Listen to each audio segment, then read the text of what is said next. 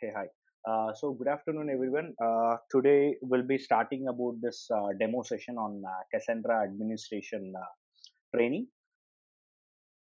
Coming to me, I have overall experience of 4.5 into Cassandra administration. I have worked with many MNC clients. So the recent client was the banking client, where I have supported almost they have started with the 5 nodes in the Cassandra environment, and we have built and we have scaled their the cluster to the 40 nodes. And even I have worked as a senior mentor at JNTH Hyderabad, and where I have worked on the data science. Coming to my educational background, I have done my master's in computer science from United States, and even I'm certified in the Cassandra administration. And currently I'm supporting with the MNC companies, and even I'm giving the trainings outside of apart from my work. So moving on to this course, has discussed here we'll be, apart from that, if the time permits, and if we have enough time, even we'll be doing the practical sessions, and where we'll be setting up the EC2 instances in the Amazon Web Services, and where we'll be having the troubleshooting kind of thing, and the maintenance activities, and the monitoring. Even we'll be covering the monitoring, which is totally out of this course content. So we'll be coming back what exactly the monitoring tools they are using for the Cassandra, and what are the production settings. We'll be looking after each and everything in detail. So meanwhile, just for your overview, we'll be even doing the practical sessions, live practical sessions on the EC2 instances. So here they have provided the topics which have to be covered. Here we'll be having the right path, read path. Here the right path and the read path are the major things. And even in the interview perspective, these are the main things, these are the main topics which has to be, every DBA has to be knowing, what exactly how the read path will be coming, and how the write path will be happening, write operations and the read operations. So introduction to the cap theorem, where they will be providing what exactly the introduction, what exactly the cap theorem is. Here the C stands for the consistency, A stands for the availability, P stands for the partition tolerance. So we'll be covering each and everything, what exactly the consistency would be, availability, and the partition tolerance, as well as there is an aspect of the consistency. There are almost 8 to 11 consistency levels in the Cassandra. So what exactly the consistency should be and what it has to be, will be discussing more while doing the practicals, as well as while doing the practical, while doing practical, as well as sharing the knowledge. And where we'll be having the Cassandra and the JVM. JVM is nothing but we'll be doing parameter setting in the JVM options. There are main configuration files of Cassandra. So even we'll be deep diving into that main configuration, what parameters has to be changed, and what would be the impact after changing those configuration files. And we'll be looking each and everything while doing the practical sessions in the EC2 instances. So we'll be covering all this. And as I said you earlier, the monitoring Cassandra. So here, specifically, basically, the Cassandra is designed in a way the Cassandra has two types of flavors. One open source, the other one is the enterprise. So enterprise is totally into the data stacks, where the data stacks is a community where they will be having the licensed version. If considered, if I started up with an organization, so I usually many of the companies usually are using the open source itself. So because it's a free of cost, and so they won't be there won't be any charge for this. But whereas if you go into this data stacks, then obviously they'll be having, for the license one, they'll be charging per node, they'll be charging, it is expensive kind of thing. So many of the organizations, even though the MNC companies, are using the open source itself. So for the open source, we usually, as a DBA, we usually recommend Grafana and the Prometheus. So here the Grafana and the Prometheus are like, where you will be having all a kind of like, where you will be visualizing the metrics, where you can see the CPU utilization, you can see the node memory utilization, you can have like, the IOs, you can have, you can easily look after which table consuming huge time to read or write. You can cover with read latencies, write latencies. Even you can have like, which node is taking much time and which node having high CPU utilization at that spike.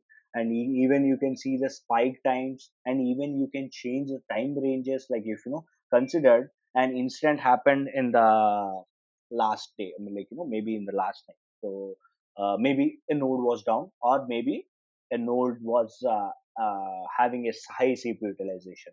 You didn't notice, and you came in the next day, and you went to the Grafana dashboard. So where you have changed the time ranges from previous day, like so from the last night to till today. So consider it as 12 hours. So you have taken the 12 hours, and you have went to that what you call the latencies and utilization where it was spiked, and you can easily see that representation, that visualization over here, at which time that spike was occurred and for what reason.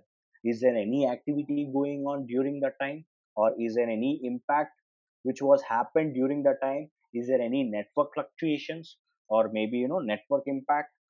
You can figure out, you can debug, you can have to look after the logs, what happened during that time, and you need to figure out. Basically, like here the monitoring is like will be covering like the Grafana and the Prometheus. But whereas if you go into, if you are not using the open source, and if you are going into this what you call the data stacks one.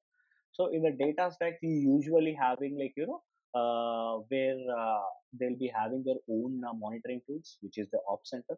So it is also a paid version, so it's not a free of cost, and it is supported for the data stack enterprises versions itself. So it won't be supporting for the open source, and you can go into that where you will be having like similar kind of dashboard, but it is like a different phase. So as I said you earlier, like the features and the spikes, everything is similar. Like the bars, the charts, and everything is similar in the data set, but it is a kind of what you call updated kind of thing. So where you can execute the queries in Op Center itself, rather executing in the CQLSH, which is the Cassandra Query Language. And how exactly the Cassandra works on the physical servers here, like I'll be you can have this either in the physical servers, or maybe in the your cloud platforms. Either you can use it in the AWS, Azure, or GCP on in the physical servers.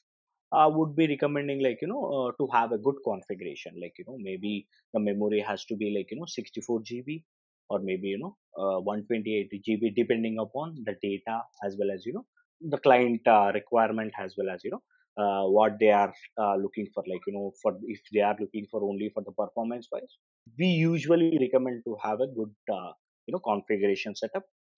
And well, this Cassandra works in on all the Linux platforms, like Ubuntu, Linux, RHL, CentOS. And like well, we'll be recommending like the memory, as well as the CPU core should be good for the better performance. These are the how exactly the Cassandra works in the physical data center. Coming to the storage strategy, like the disk configuration, we usually recommend SSD, so solid state disk. So where be like Cassandra is very whenever in request, or whenever any requests are happening, if you have like SSD, like you will be having a good performance wise, and you can see good performances.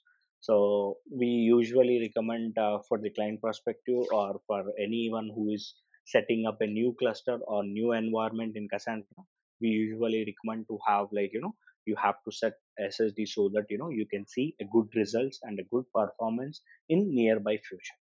So if they have like 5 nodes or maybe 50 nodes, we usually recommend to have the SSD so that the performance wise or maybe in the other perspective where they can see the good results like without no downtime or maybe the application is up and running in 24 into 7. So the performance and everything is fine.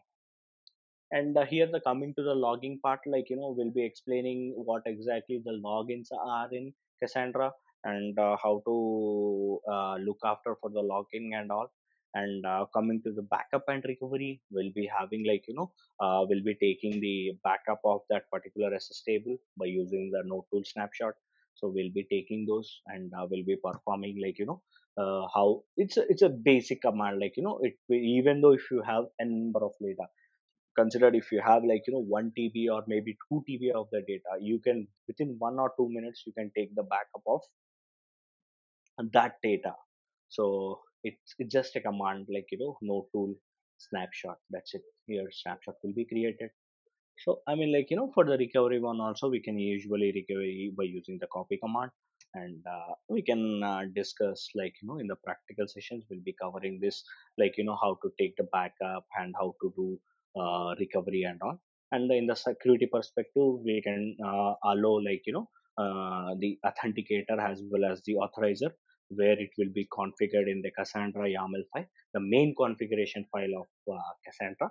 So where will be providing, consider like why we need this security. Consider if someone wants to log into the SQL to execute some queries or to look after some queries, someone has to be logged into the SQL which is a Cassandra Query Language. At that time, they will be providing the host name and the username and the password. If they don't provide a password, then someone will be logging into that the SQL and performing. For that reason, and for the security purpose, will be creating this SQL where it should be authenticated with the username and the password. So that topic also will be covered. Why we have to put authenticating on this? Why we without that what can be done? Consider like I have logged in with my name. So at that time, like I have logged in with my name and I will be performing some queries and all. So I didn't set any security kind of thing. Then I have just went out, or maybe I didn't use much on that again. So someone will be again logging into their name or maybe on my name itself, and someone will be doing the changes. And if you see like who have logged in so far, that will be me. So that may be a kind of a security breach. For to eradicate that, so to eradicate that, we'll be having like the security concept where you will be enabling that allow authorizers as well as password authenticators as well as password authorizers, so that if someone or maybe user logins, he need to provide the username and the password so that only he can logging into the server or maybe the SQL as such. So I mean, like here the concepts like the read path, as I said you earlier, like the read path and the write path are very, I mean, like important topics to understand. Well, the read path here, like just giving an overview of it, what exactly the read path is. So I mean, like here the write operation occurs like whenever a request comes, whenever a client sends a request. So first it will be appending to the commit log as well as the mem table. So commit log is in the disk level, whereas the mem table is in the memory state. Okay, whenever a request comes to the client, it will be appending first to the commit log, then afterwards appending to the mem table. Once the mem table is full, then it will be flushed into the ss table. Ss table here is nothing but your sorted string table.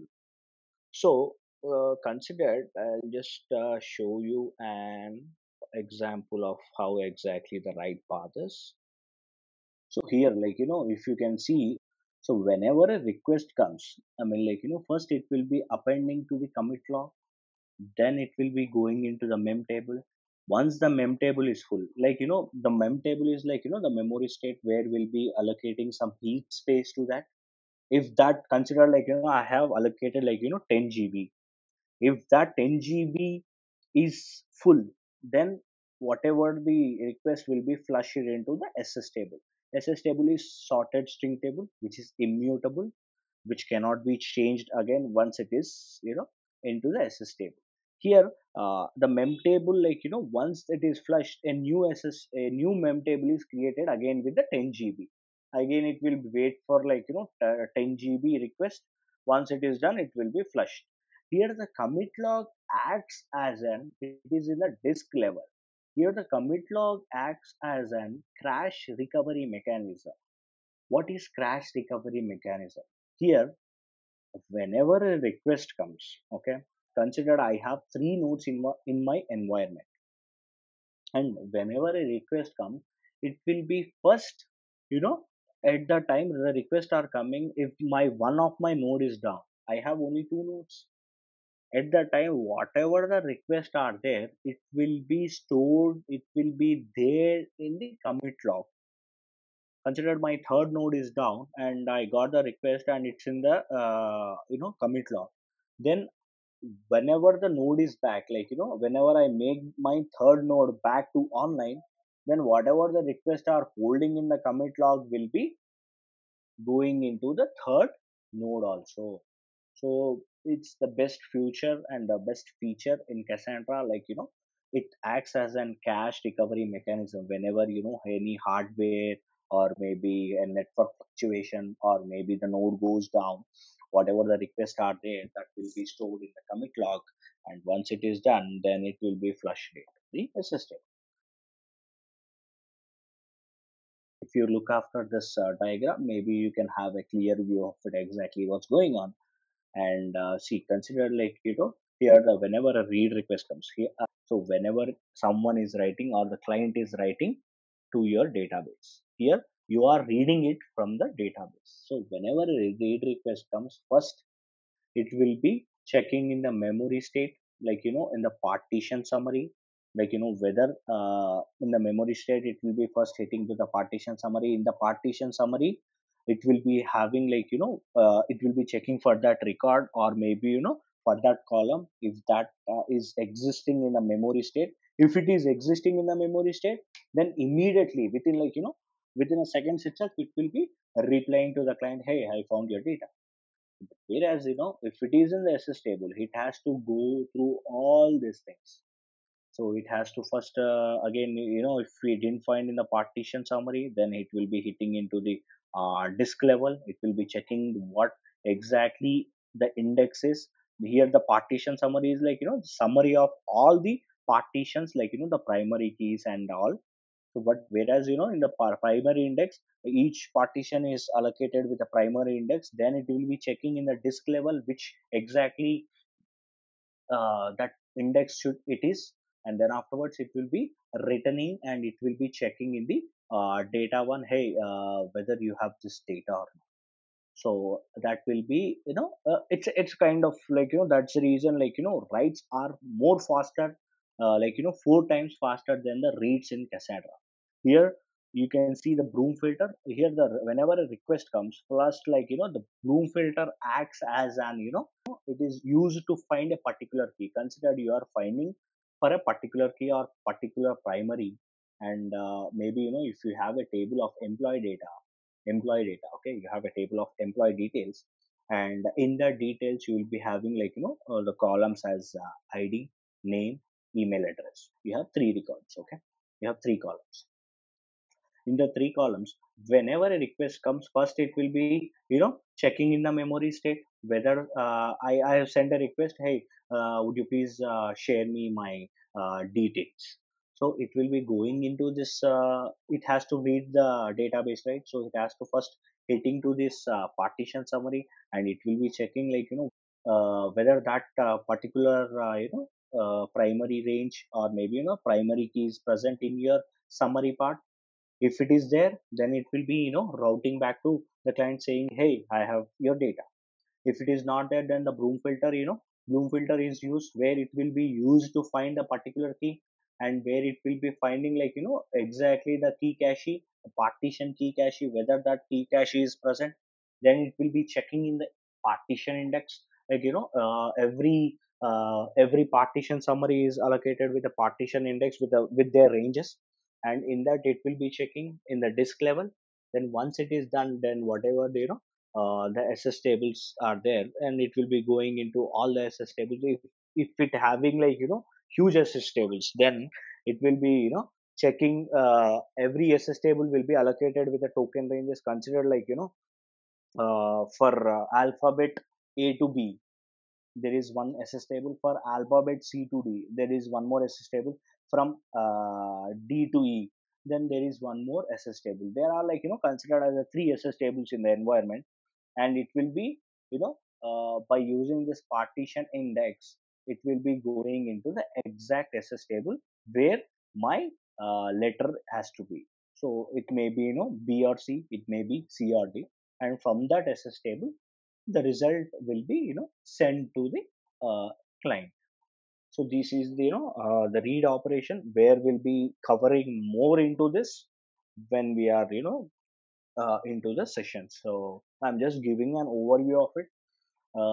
Be like it's a bit complicated kind of thing, but eventually we'll be covering each and every topic over here. So I mean, like apart from the course curriculum where they have mentioned over here, I'll be covering like the Cassandra AWS install, where we'll be installing the Cassandra on the AWS platforms to have more experience, more hands-on on it, and where we'll be performing the commission of and decommissioning of the nodes. We'll be adding the new nodes into the cluster. We'll be removing the nodes from the cluster, and again we are rejoining into the cluster. So we are doing each and every activities which has to be performed to make your hands static. Yeah. So adding one more DC center, considered you have set up a DC center with a DC1, and again you will be adding one more data center, maybe data center 2, and you where will be performing like the SQL queries. And I have said you earlier like where we'll be where we'll be creating key spaces, and as well as how to query, how to do the select, how to see which tables are in. We'll be covering those two. And here like coming to the configuring main files, here the Cassandra uses almost like five main configuration files. The main configuration file Cassandra is the Cassandra YAML, where you will be having all the parameters has to be changed whenever whenever you perform any activity or any kind of thing. You have to be make sure like it has to be like you have to change those. So here like coming to this there are a few other configuration files. One is the rack Cassandra rack DC properties, and there is one more configuration files jvm.options, and there is one more file which is like Cassandra environmental shell, and the other one is the logback xml. But in the real time and in the production use and in the practical sessions also, only will be focusing on the JVM options and Cassandra.yaml and the Cassandra.dc, where if you are only the even that Cassandra.dc is used if you are setting up a multi data centers, or else it will be we won't be touching it. But eventually the main configuration file in Cassandra is Cassandra.yaml, and the additional codes. And apart from that, I'll be covering like the no tool commands, where the no tool commands is like for it is like the utility kind of thing, where you will be having almost like 48 to 52 no tool commands. But we won't be using all of those in the real time. We will be main focusing on exactly what has to be checked. That also, for each and every no tool command there is an priority. So use sensibly like which has to be used. exactly, you don't know, if you don't know what exactly that command would be, and you'll be executing that command, then the impact you don't know, right? So you have to make sure, like, for which purpose and for which thing you will be using it. And these would be, like, the extra one where you will be having the resume building, and where if if anyone is looking into, like, jump into the Cassandra environment, or maybe into Cassandra market.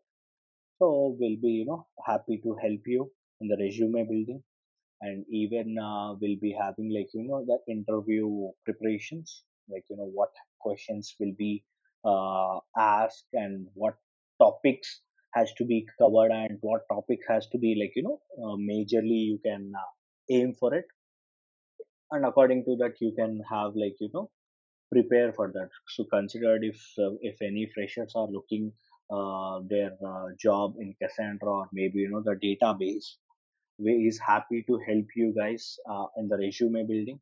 So where there are expertise trainers over here, and in the real time also they'll be helping you in the resume building, and even, like, they'll be having, like, the interview preparation kind of thing. If anyone is looking into shine in this database, they'll be having a guidance from their end, as well as, if anyone wants to write a certification either in the what you call DBA, or maybe the developing part, you can inquire about the certifications through one of your organizers who will be conducting it, and even the trainer will be helping you for your certification.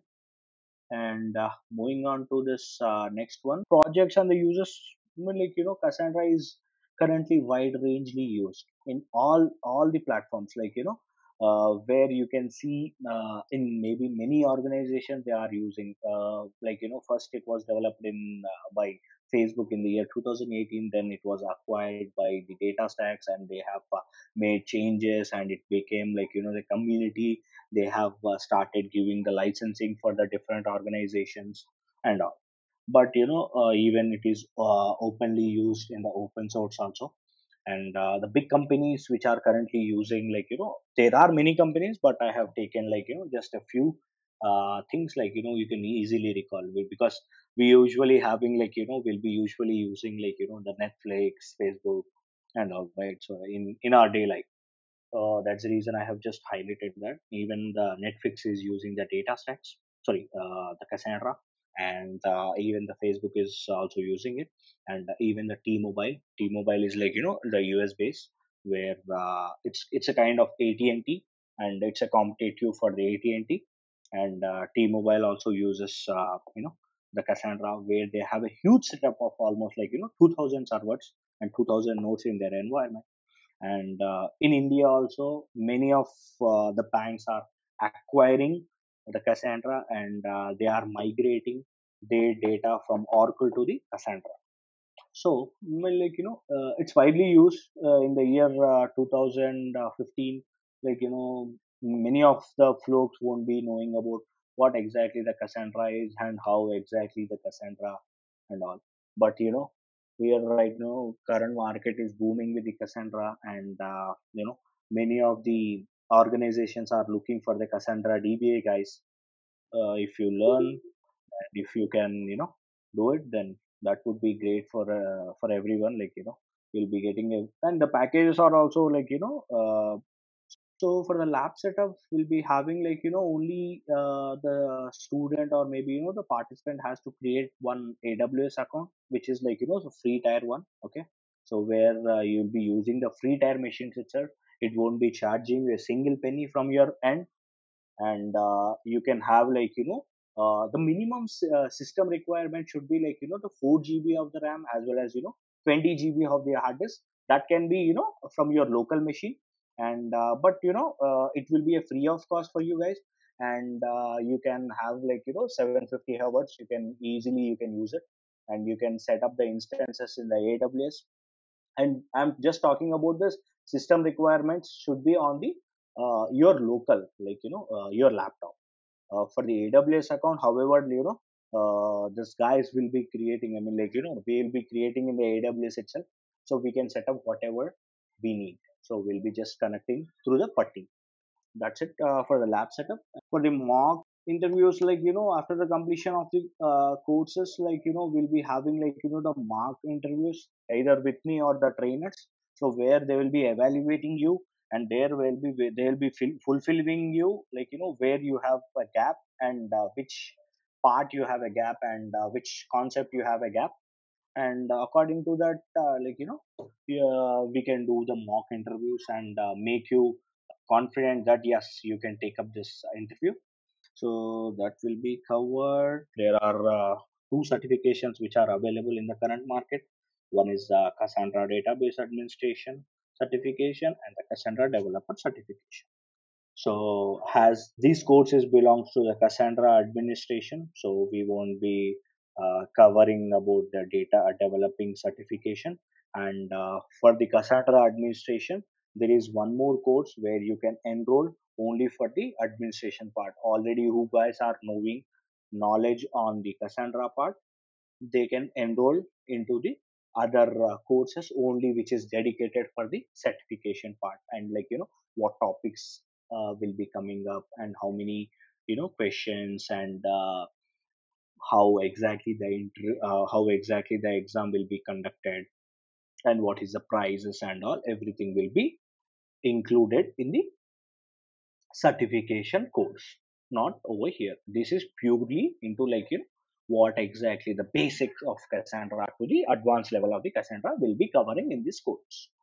And we won't be in this course we won't be covering the developer concepts. After completion of your course, you will be getting, like, the course completion certification, where you can use the certification in the LinkedIn, as well as even in your resume, that so and so certification was achieved or completed from the mindjet on Cassandra DBA part from the course particular. If you have any further questions, and if you have you know any insights into this, and if you want more insight into this, you can please reach the two contact numbers which are already provided over here, and you can clarify your doubts over there. That's it, guys, and thank you.